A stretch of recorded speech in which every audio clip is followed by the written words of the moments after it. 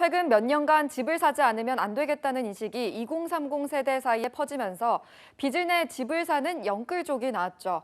그런데 최근 금리 상승 기조에 이들의 대출 상황 부담이 갈수록 커지면서 사회적 문제로까지 떠오르고 있습니다. 이동훈 기자입니다. 지난해 초 주택담보, 신용대출 등 끌어올 수 있는 모든 돈을 모아 집을 산 30대 직장인 A씨.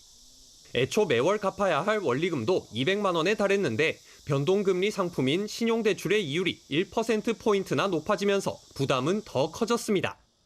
이런 상황에서 다가오는 다음 달 대출 갱신은 더욱 부담스러울 수밖에 없습니다. 금리가 오를 게 너무 명확하다 보니까 이 월에 지출해야 되는 이자가 더 커지면 내가 여기서 어떤 거를 더 풍기를 해야 될지 그게 가장 걱정입니다.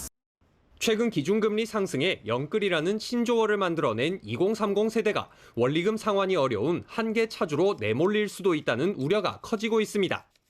금리가 치솟으면서 주택대출 상환 부담은 역대 최고 수준으로 치솟았기 때문입니다.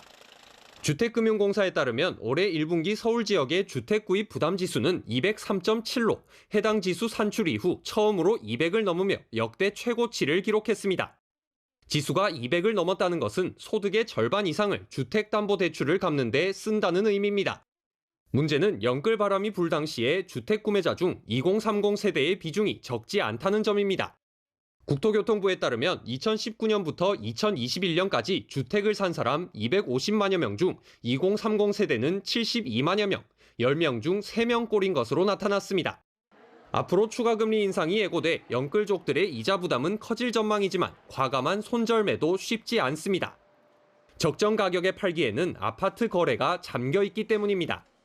무리하게 대출을 통해 주택을 구입했던 분들은 1년 사이 금리가 빠르게 오르면서 실제 부채를 감당하기 어려운 한계 차주로 변하고 있는데요. 금융 비용 부담은 조금 더 늘어날 수 있다고 보여집니다.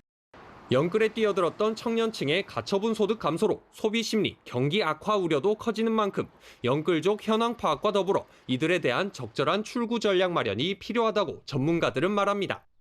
연합뉴스TV 이동훈입니다.